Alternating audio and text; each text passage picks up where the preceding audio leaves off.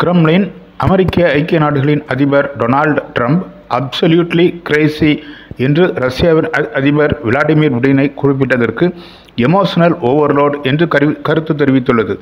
Ukraine விமானப்படை Russia 60 ட்ரோன்களை செவ்வாய் 2025 மே 27 அன்று அனுப்பியுள்ளதாக கூறியுள்ளது. உக்ரைன் 43 ட்ரோன்களை நியூட்ரலைஸ் பண்ணியதாகவும் 35 ட்ரோன்களை சுட்டு வீழ்த்தியதாகவும் 8 ட்ரோன்களை எலக்ட்ரானிக் வார்ஃபேர் மூலம் திருப்பி அனுப்பியதாகவும் உக்ரைன் விமானப்படை தெரிவித்துள்ளது. தெற்கு உக்ரைனில் 3 பேர் இரவில் நடந்த தாக்குதல்களில் காயமடைந்ததாக தெரிவிக்கப்பட்டுள்ளது. ரஷ்ய பாதுகாப்பு அமைச்சகம் அதன் விமானப்படை 99 உக்ரைனிய ட்ரோன்களை அளித்ததாகவும் 56 ட்ரோன்கள் பெல்காராட் என்னும் உக்ரைன் அருகில் இருக்கும் ரஷ்ய நகரத்தில் இறக்கப்பட்டதாகவும் கூறப்படுகிறது. உக்ரைன் ரஷ்யா திங்கள் அன்று 2025 மே 26 இரவோடு இரவாக பெரும் எண்ணிக்கையில் ட்ரோன்களை அனுப்பியதாக உக்ரைன் அதிபர் ஜெலன்ஸ்கி தெரிவித்துள்ளார். மாஸ்கோ தண்டனை பற்றிய பயம் இல்லாமல் செயல்படுவதாக அவர் தெரிவித்தார். உக்ரைன் விமானப்படை 355 ட்ரோன்களை பெரும்பான்மையானவற்றை தரை இறக்கியுள்ளது. உக்ரைனின் வடகிழக்கு கார்கிவ் பகுதியில் 2 முதிய பெண்கள் கொல்லப்பட்டுள்ளதாக கூறப்படுகிறது.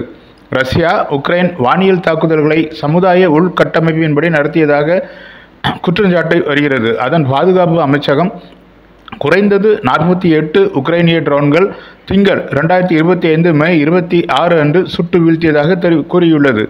ரஷ்ய படைகள் நாவன்கா, பாசிவ்கா, வெலஸ்கிகா, சுரோஸ்கா என்ற 4 கிராமங்களை கைப்பற்றி உக்ரைன் பகுதியில் பஃபர் மண்டலமாக பயன்படுத்துவதாக சுமி ஆளுநர் தெரிவித்துள்ளார். உக்ரைன் பிராசிக்யூட்டர் ஜெனரல் அலுவலகம் ரஷ்ய தாக்குதலில் 630 குழந்தைகள் இறந்துள்ளதாகவும் 1960 பேர் காயமுற்றுள்ளதாகவும் கூறுகிறது.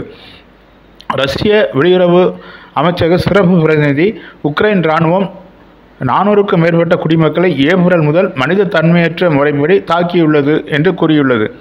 ஜெர்மன் அதிபர் ஃப்ரெடரிக் மெர்ஸ் உக்ரைனின் மேற்கத்திய கூட்டாளிகள் உச்ச வரம்பின்றி ஆயுதங்களை சப்ளை செய்வதாக தெரிவித்துள்ளார். இதை கிரெம்ளின் ஆபத்தான விஷயமாக பார்க்கிறது. உக்ரைன் சீனா ரஷ்யாவின் இராணுவ தளவாட தயாரிப்புகளுக்கு உதவுவதாக உறுதிப்படுத்தப்பட்ட தகவல் கிடைத்துள்ளதாக தெரிவித்துள்ளது. சீனா இந்த தகவலை நிராகரித்துள்ளது. உக்ரைன் முரண்பாட்டில் எந்த நாட்டுக்கும் தாங்கள் உதவவில்லை என்று வெளியுறவுத்துறை தகவல் தொடர்பாளர் மோ நிங் செவ்வாய் அன்று 2025 மே 27 அன்று தெரிவித்துள்ளார். ரஷ்ய அதிபர் விளாடிமிர் புடின் துருக்கிய வெளியுறவுத்துறை அமைச்சர் கஹான் புடனை திங்கள் 2025 மே 26 அன்று சந்தித்து பேசினார். மாஸ்கோவுக்கு 2 நாள் பயணமாக வந்திருந்த அவரை புடின் சந்தித்தார்.